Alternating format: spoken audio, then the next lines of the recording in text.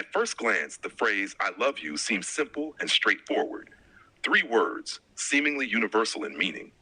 Yet, from a psychological perspective, these words express a deeply complex inner process. To say them is to activate more than a mere feeling. It is a convergence of self awareness, relational experience, emotional depth, and psychological maturity. The phrase presupposes a reflective self, a you that is more than a projection, and a living relationship between the two. The I who speaks is not automatically given. In order to love, a person must have at least some sense of self, their needs, fears, boundaries, and vulnerabilities. An immature or unintegrated sense of self may also love, but often this love is marked by insecurity, dependency, or idealization. In this sense, the phrase mirrors the speaker's self reflection. Who within me is loving? Why do I love? And what does it mean to say it?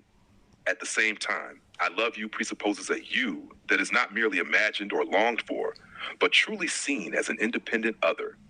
Psychologically, this is a demanding feat to see the other not as an extension of oneself, but as someone with their own boundaries, history, and autonomy. Love that rests on true perception requires empathy and the ability to differentiate self from other. In mature love, this difference is not a threat, but a gift. Between the I and the you unfolds the relationship, the actual space where love lives. Love is not merely a feeling, but a dynamic, ever-evolving connection. In this context, I love you can mean many things.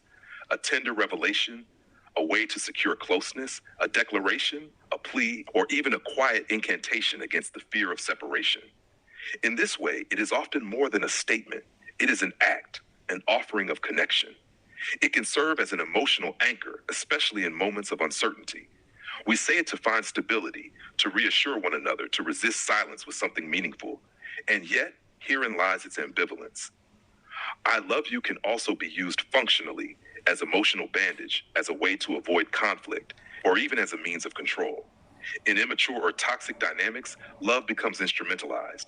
The phrase is used to shift blame, manipulate closeness, or maintain dependency. From a psychological standpoint, this is a misuse of language originally grounded in openness, vulnerability, and mutual trust.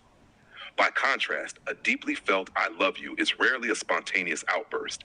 It is the result of an internal process. It requires emotional regulation, not speaking from fear or need, but from inner steadiness. It demands a willingness to reveal oneself, the courage to be seen without knowing how the other will respond. It calls for empathic resonance, the capacity to feel the other person in their fullness. And above all, it requires tolerance for ambiguity, the ability to hold the uncertain, the unclear, the in-between nature of love and relationship.